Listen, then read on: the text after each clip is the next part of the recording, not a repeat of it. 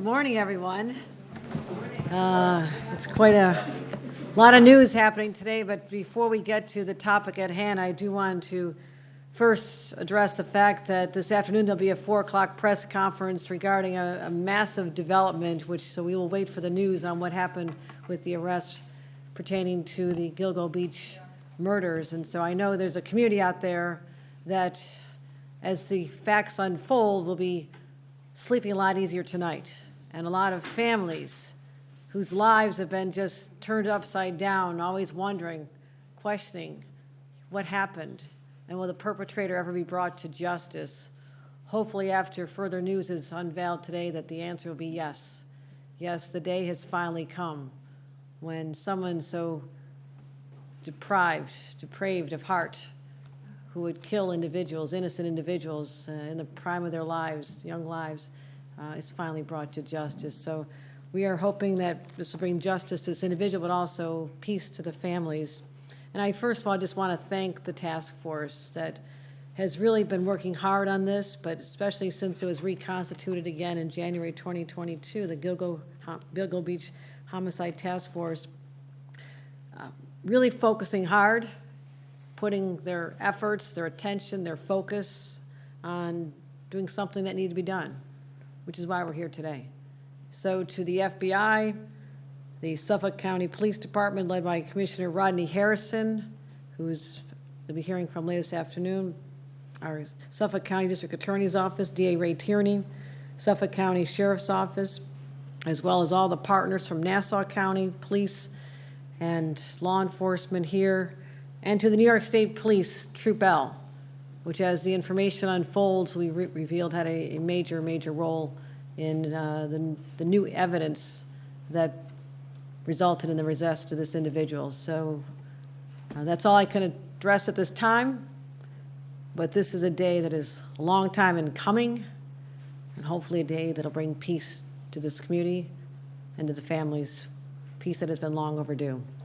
So let's take a moment of silence for the victims of those horrific murders.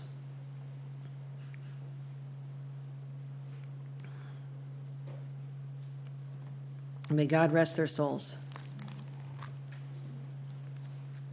Today, we're here to talk about making our beaches safe in another way, safe from another kind of predator, the sharks. And I want to thank County Executive Bruce Blakeman, who just went out and toured briefly with me how we're using new technologies to keep the people who love these magnificent beaches, and they are second to none, making them safe and letting people know that their government is watching. And if the message can get out to the sharks, we are watching. We're watching from land and sea and air. Well, we just launched some drones today, and there's going to be some visual momentarily to show you what that looks like. So thank you, County Executive. Our Commissioner of State Parks, Eric Kulisade, who's been working so hard. I mean, you think about what he's doing here, but he's been racing up and down the Hudson Valley as we're trying to restore some normalcy to our other state parks, Bear Mountain, others where there's access. The roads are impassable because of Mother Nature wreaking havoc.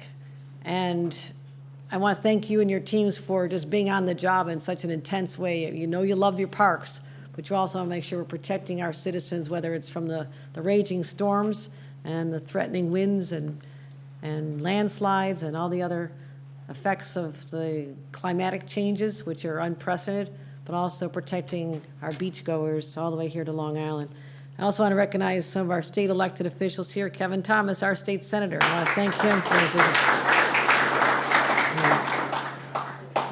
Taylor Darling, New York State Assembly, has joined us. I see Dorothy Gooseby is also in the audience, our senior council member, deputy superintendent. And I want to thank everyone else who's joined us, all the electeds and former electeds and people who just care about this community the way we all do.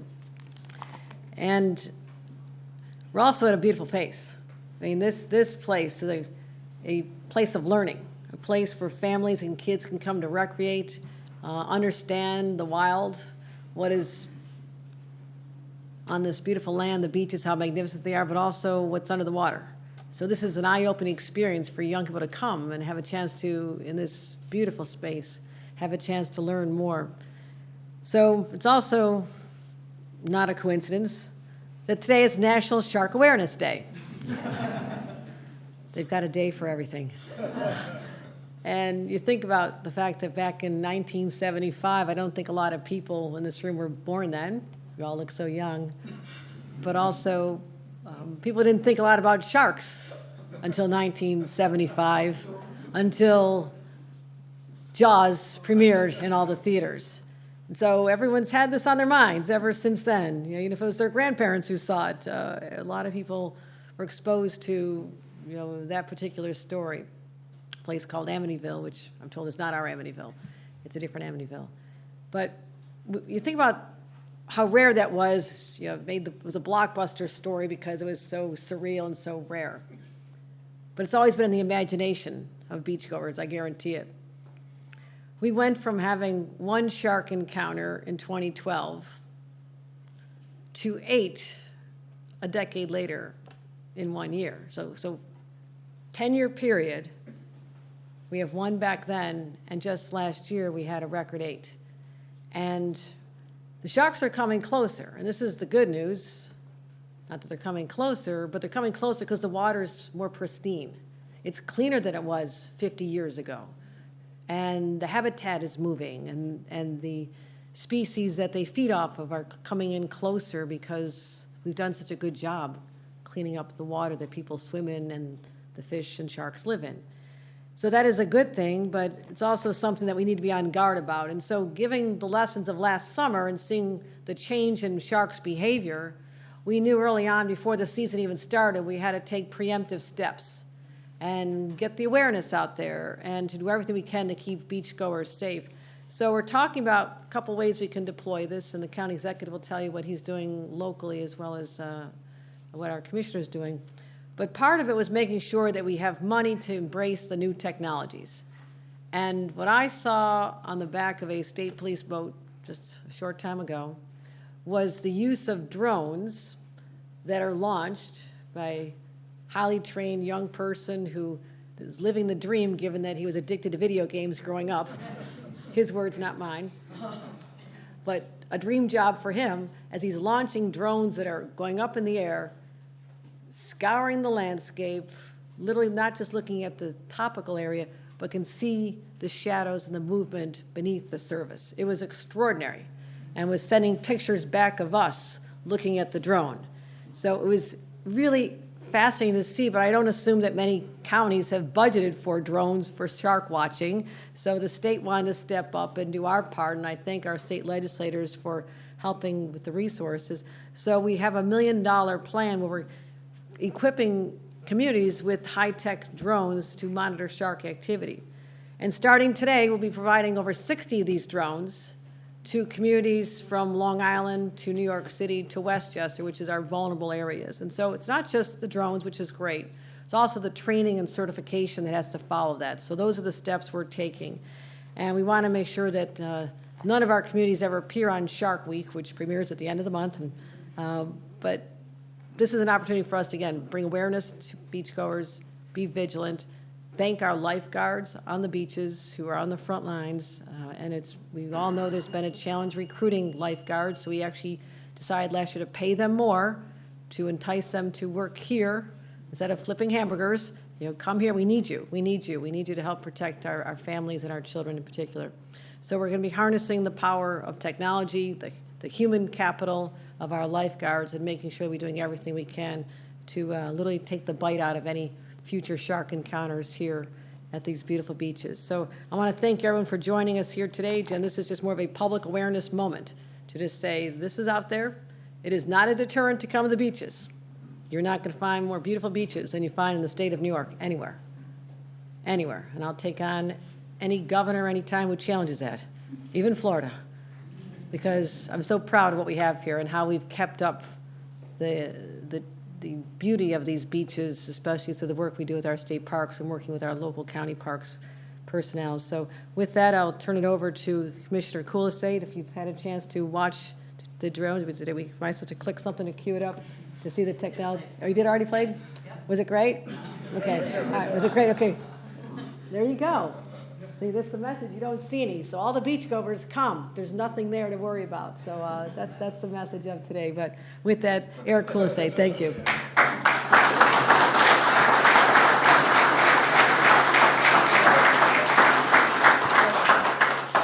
Thank you, Governor. It's always a great day at the beach when the governor comes to visit. She's our #1 fan of parks, and we're so fortunate to have her as our leader this year and every year. As the governor mentioned, with the recent uptick in bites and shark sightings, in general, we have our lifeguards, our park police, and our park staff. We're all on high alert on our Long Island beaches to keep visitors safe, because we still want people coming. This is an incredible, extraordinary place for welcoming people. Over the last 2 seasons, as the governor mentioned, we have learned that drones are really the most effective way to detect shark activity and other potentially dangerous marine life. The drone patrols help to prevent the rare occurrences of negative shark interactions with swimmers, of course, but it's also the surfers, the surf fishermen, and boaters at our beaches. The drone footage gives our lifeguards and beachfront park managers even greater visibility than they would have from their lifeguard stands. As you can see, the vantage point, being able to look straight down to the water, you have a much greater ability to see what's happening underneath the surface. So with this, with the governor's leadership, really makes sense that we assist localities and agencies along New York's coastline to come up with new tools to enhance their beach safety efforts. So I want to thank, and then I think, so that is what we're going to roll out soon. We're rolling out now 60 drones that will be made available in Nassau, Suffolk, New York City, and Westchester counties. But that's not all we're doing. We're also, thanks to the governor's pay increases from last year, and our recruiting, we've been able to recruit a full complement of lifeguards so we can keep the millions of people who come to our parks safe every summer. And it's a whole team. The drones are one component, but I would put our lifeguards up against anyone in terms of their ability to anticipate events. They're out there, obviously benefiting from the drone footage, but we have jet skis, we have all kinds of tools at our disposal to help address and anticipate. Because there are actually 13 different shark species that make seasonal migrations to the New York region from the Atlantic Ocean every year. They've always been there, and we have to share the ocean with them. Just a few tips that I want to also leave people with about how to minimize the potential for interaction with sharks. They're common sense, and they're easy to determine. Avoid areas with seals. Seals attract sharks. Avoid areas with schools of fish, splashing fish, or diving birds, often a sign of a lot of bait fish activity. Avoid swimming at dusk, night, and dawn. Avoid murky water. Swim, paddle, and surf in groups, so you have your friends around you, people who can sport you. Stay close to shore where your feet can touch the bottom. It's just plain common sense, good advice that this program is going to help bolster. State parks and our partners, we will continue to use all the tools at our disposal, and we look forward to providing training, access to these new to the drones. We've also have a great network for passing information up and down the shoreline. If a sighting happens anywhere on that shoreline, the whole shoreline knows about it, and we're able to take reactions. So thank you for that, and thank you for coming today. And now we're going to hear from County Executive Bruce Blakeman. Thank you. Thank you very much, Commissioner, and I want to thank you and your team here, Chip Gorman, and all the people in your Parks Department down here, as well as the State Park Police and the State Police. We have a great partnership. Governor, I'm sure you're very proud of your team down here. They really do a good job, true professionals. So let's have a round of applause for them. I'm here with my team as well. We have my Police Commissioner, Pat Ryder, our Parks Commissioner, Darcy Bellier, Chief of the Department, Chief Palmer, and our first Deputy Police Commissioner, Kevin Smith, as well as our Deputy County Executive in charge of Public Safety, Tatum Fox. So we brought a full team here because they work each and every day with the state, and again, the relationship is just fantastic. So a couple of things. First of all, some of you may have seen the video on YouTube. I don't know if you saw it, Governor, of the little girl who beamed me with a water balloon at the water balloon parade. She got a true headshot, and I can say that it's safer going in our oceans with the sharks than marching in water balloon parades. But our beaches are safe. But what we're doing here today is trying to make them safer. And that's the goal that we all have. That's the role of government, to always improve, make it safer, do a better job. Here in Nassau County, we work with our partners on the federal level with the Coast Guard, state police, state park police, our towns, our bay constables. We have a very unified group that has an integrated way of monitoring all of the shark movements and how to alert beaches. And I would reiterate what's already been said. If you take proper precautions, like swim in a protected area, make sure there's a lifeguard there, if you don't go in the water when there's schools of fish or seals, you're going to be completely safe. But on top of that, we in Nassau County have our helicopters in the air. We have our all-terrain vehicles that are available. And we also have, again, our lifeguards and our Marine Bureau, which has at least 3 boats on the South Shore each and every day. I see that our partners from Long Beach are here. Commissioner Walsh, thank you. And the drone that you are giving to Nassau County will be well used. We also appreciate the training money and the certification money that the state will be provided. We thank our state partners for joining with you in that. And I know that the town of Oyster Bay, we have Supervisor Saladino here, is going to get a drone. And I know that the town of Hempstead is going to get a drone. And we have our deputy supervisor, Dorothy Gooseby, who for many years on the town board was my boss. I have the bruises in my leg to prove it. And again, I want to thank each and every one of you for your cooperation and partnership, but I especially want to thank the governor for coming here again to Nassau County, being with us and helping us to provide for a safer environment for everybody. So thank you, Governor.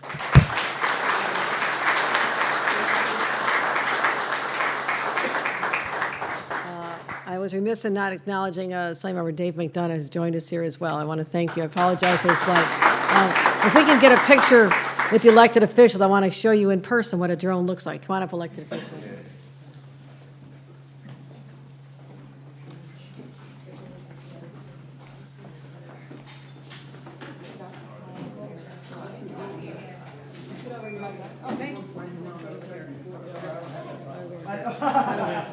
All right.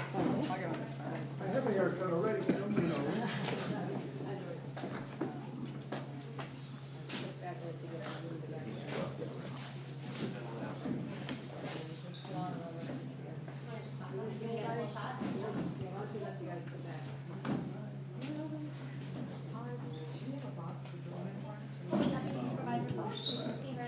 Yeah. Got it. Good. Okay. By making us tall people go into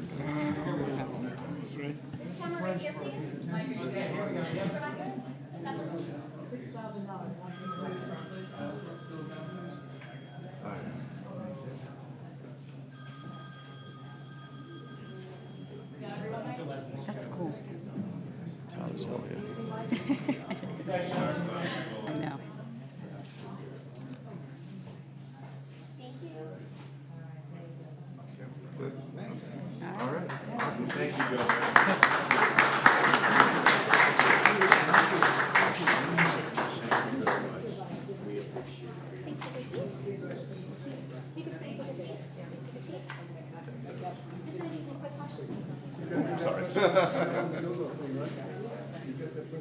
That concludes our program. Guests, please stay seated while we do Q&A.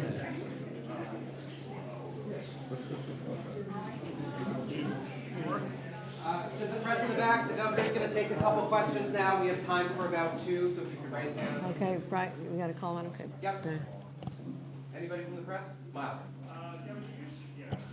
We get a number of shark incidents this year, and we're almost right. 2 this year? 4? 5? How many, 5 instances here. They primarily occurred around July 3rd and 4th, So it was a concentrated time. There's not been one since that time, is my understanding. So that's the number for this year. So if you look at that number, it looked like we were on pace to break last year's record, but it seems to have abated at least temporarily. So that's where we are today. And that's a good thing. That's a very good thing. What are you hearing from maritime officials about why that is? Is it a climate thing? It's a combination of both.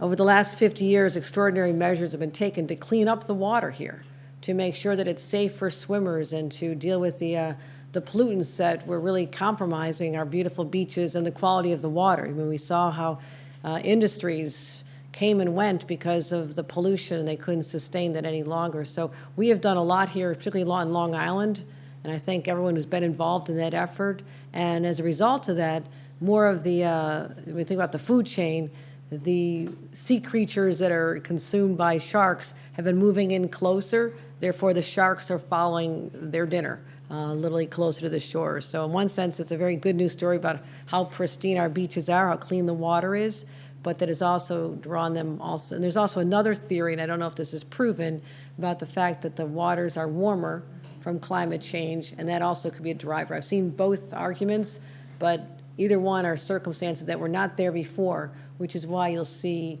almost the same numbers as we've seen in places like Florida. So that's the new normal as we're talking about how the world is rapidly changing. All right. All right, thanks, everybody.